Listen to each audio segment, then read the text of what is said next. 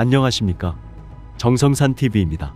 북한군이 최근 포구와 지뢰 폭발 사고에도 비무장지대 일대 지뢰 및 방벽 설치 작업을 계속하고 있다고 밝혔습니다. 북한군이 지뢰 폭발, 포구 등에도 DMZ 일대 지뢰 및 방벽 설치를 강행하고 있으며 우리 대북 확성기 방송에 대응하기 위해 기계음 등 소음 송출도 계속하고 있다고 말했다. 북한이 DMZ 일대 작업 중 10여 차례의 지뢰 폭발 사고와 온열 손상 등으로 다수의 사상자가 발생하고 있다고 공개했다. 국방부는 또 상당 수준 핵무기 제조 능력 보유하고 있으며 화산 31 소형화 기술도 진척된 것으로 추정했다. 국방부는 북한이 올해에는 신형 극초음속 미사일, 초대형 방사포 등 미사일 시험 발사, 군사정찰 위성 추가 발사를 준비 중이라고 덧붙였다. 이런 와중에 대북 방송은 계속됩니다. 방송 내용으로는 비무장지대에서 지뢰 매설 작업 도중 폭발 사고로 북한군 다수가 사망했다는 소식 등이 담긴 것으로 알려졌습니다. 북한이 또다시 도발에 나설 경우 고정식뿐만 아니라 이동식 확성기까지 동원해 방송 전달력을 더 높이는 방안도 거론됩니다. 합동참모본부는 북한이 대북 확성기 방송에 대응해 대남 확성기 방송을 준비하고 있는 정황이 식별됐다고 밝혔습니다. 이와 관련해 복수의 정부 고위 관계자는 새벽부터 군사분 개선 일대 곳곳에서 북한군의 특이 동향이 포착됐다고 밝혔습니다. 군사분 개선 일대 비무장지대에 있는 북한군 민경대대에서 철거됐던 대남 확성기를 설치하는 모습이 식별된 겁니다. 군사분 개선에서 약 2-3km 떨어진 민경대대마다 한두 개의 고정형 대남 확성기가 설치 중이라고 이 관계자는 설명했습니다. 확성기는 과거 4단이던 것을 보강해 5단으로 쌓아 올린 모습도 포착된 것으로 알려졌습니다. 북한의 확성기 방송은 과거 우리 군 전방부대에서조차 무슨 말을 하는지 알아듣기 어려울 정도로 방송 출력은 낮은 것으로 전해졌습니다. 김성민 자유북한방송 대표는 한국에서 대북 방송을 하는 시간대에 동시에 북한 대남 방송을 진행하게 되면 북한 군인들이 왕왕거려서 듣지를 못합니다. 그런 효과를 노리고 소위 제압 방송을 진행하고 있죠.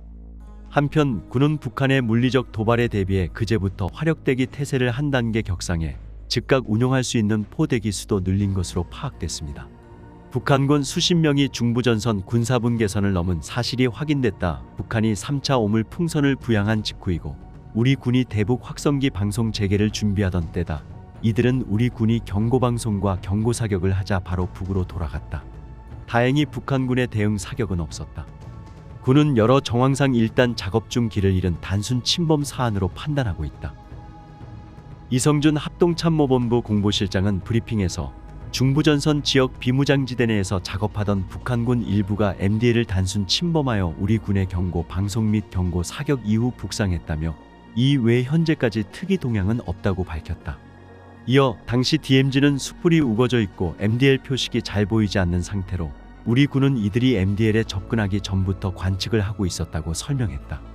이 실장은 우리가 경고 방송 및 경고 사격을 한 이후 즉시 북상한 것으로 봐서 침범할 의도는 없었던 것으로 평가하고 있다고 강조했다. 이들 북한군 규모는 수십 명으로 강원 철원과 경기 연천 인근 MDL을 약 50m가량 넘어온 것으로 파악됐다. 대부분은 도끼와 곡괭이 등 작업도구를 들고 있었고 일부 인원은 무장을 하고 있었다. 합참 관계자는 단순 침범으로 평가한 것은 공개한 것 외에 다른 정보들이 있기 때문이라고 설명했다. 우리 군이 발사한 경고 사격 발수와 북한군의 작업 내용은 공개하지 않았다. 전문가들은 지뢰 매설 및 지뢰 식별 장치 보수 작업을 하던 북한군으로 추정한다. 홍민 통일연구원 선임연구위원은 작업 도구들로 미뤄봤을 때 지뢰를 매설하기 위한 인원들로 추정된다며 여름 장마철을 앞두고 지뢰를 식별하기 위해 설치한 장치들이 유실되지 않도록 보수하는 작업을 했을 수도 있다고 말했다. 또한 북한군이 길을 잃고 MDL을 넘어오는 경우가 흔치는 않지만 숯불이 사람 키 높이까지 우거진 경우 길을 잃는 것도 이상한 일은 아니다라며 단순 침범의 무게를 실었다.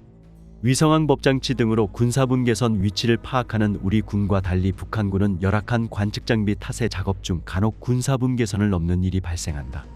군사분 개선은 남북을 가르는 철조망 등이 아닌 서쪽에서 동쪽까지 세워진 천여 개 말뚝을 잇는 240 정도의 가상의 선이 그 역할을 한다. 통상 휴전선이라고도 부른다. 북한군이 또다시 군사분 개선을 침범하고 김여정은 대남 오물 풍선 살포를 예고했다. 북러 정상회담을 마치자마자 대남 위협을 재개한 것으로 보인다. 합동참모본부는 11시쯤 중부전선 비무장지대 안에서 작업 중이던 북한군 수명이 MDL을 20m가량 침범했다며 우리 군은 경고 방송에 이어 경고 사격을 실시했고 북한군은 바로 북상했다고 했다. 북한군은 북측으로 이동해 야간까지 작업을 이어갔던 것으로 알려졌다. 북한군의 MDL 침범은 이달 들어 네 번째다. 북한군은 두 차례 군사분 개선을 넘었다 돌아갔다. 합참은 북한군이 매번 우리 군의 경고 사격에 바로 북상하고 있는 점으로 미뤄 단순 침범으로 보고 있지만 일각에서는 향후 도발을 위한 예비 도발이라는 주장도 나오고 있다. 침범 지역은 수풀이 우거져 MDL 표식이 명확히 보이지 않는 곳이라고 한다. 최근 북한군은 지난 4월부터 북방 한계선 등 전선 지역 여러 곳에서 다수 병력을 투입해 지뢰 매설, 경계 능력 보강을 위한 불모지 조성, 전술 도로 보강, 대전차 방벽으로 보이는 구조물 설치 등 다양한 형태의 작업을 진행 중이다. 이 과정에서 북한군 수십 명이 지뢰 폭파 사고로 다치거나 목숨을 잃은 정황도 파악됐다. 한편 북한 김여정은 이날 대남 담화에서 국경 부근에 또다시 더러운 휴지장과 물건짝들이 널려졌다며 분명 하지 말라고 한 일을 또 벌였으니 하지 않아도 될 일거리가 생기는 것은 당연하다고 했다. 오물 풍선 살포를 예고한 것이다. 김여정은 탈북자 쓰레기들은 삐라를 우리 국경 너머로 날려보낸 데 대해 숨기지 않았다며 그 쓰레기들이 자국민들로부터 비난받게 될 것이라고 했다. 앞서 자유북한운동연합은 전날 경기도 파주에서 북쪽으로 전단과 이동식 저장장치, 1달러 지폐 등을 담은 대형 풍선 20개를 날려보낸 사실을 공개했다.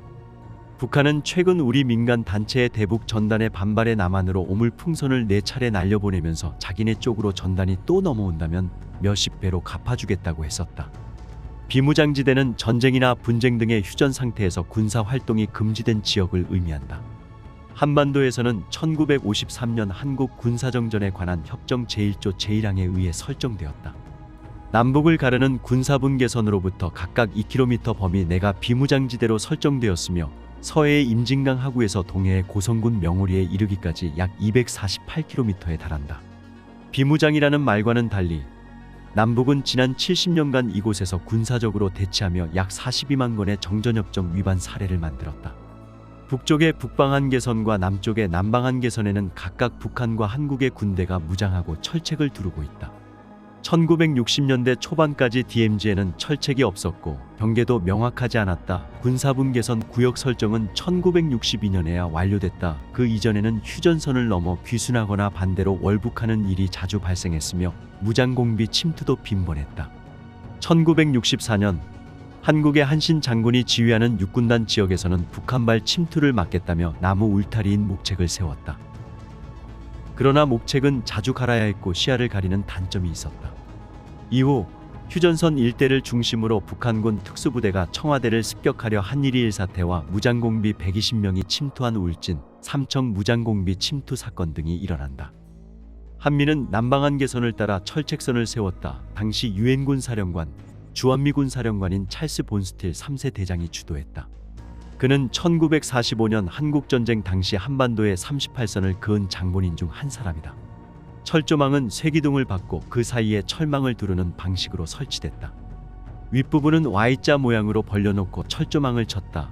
무장공비가 타고 넘어갈 수 없게 하려는 조치였다. 험한 산세 때문에 일부 구간은 1970년대에야 완공할 수 있었다. 남북 양측은 심리전의 일환으로 DMZ에 확성기를 설치하고 활용해왔다. 1960년대에 시작된 확성기는 북한의 대남 확성기 방송에 대응하는 형식이었다. 이후 남북관계 상황에 따라 중단됐다가 재개되기를 반복했다. 1980년대에 들어서면서 대남 확성기 방송은 적극적으로 이용되지 않았다. 한국의 경제 수준이 북한을 넘어선 이후 북한의 방송이 한국을 상대로 실효성을 잃었기 때문이다. 한국은 2000년대 이후에도 확성기 방송을 활용해왔다. 이명박 박근혜 정부 때도 대북 확성기 방송을 이용한 심리전이 있었다. 2016년 북한의 4차 핵실험이 벌어지자 한국은 북한 김정은 정권의 경제정책을 비판하는 방송을 했다. 북한 당국도 대남 확성기 방송을 시행했으나 성능이 좋지 않아 민간인에게 명확한 내용이 전달되지 않았다는 평가를 받았다. 2018년 4월 23일 제1차 판문점 남북 정상회담을 계기로 한국은 방송 송출을 중단하였고 5월 1일 파주에 설치된 대북 확성기 시설을 철거했다.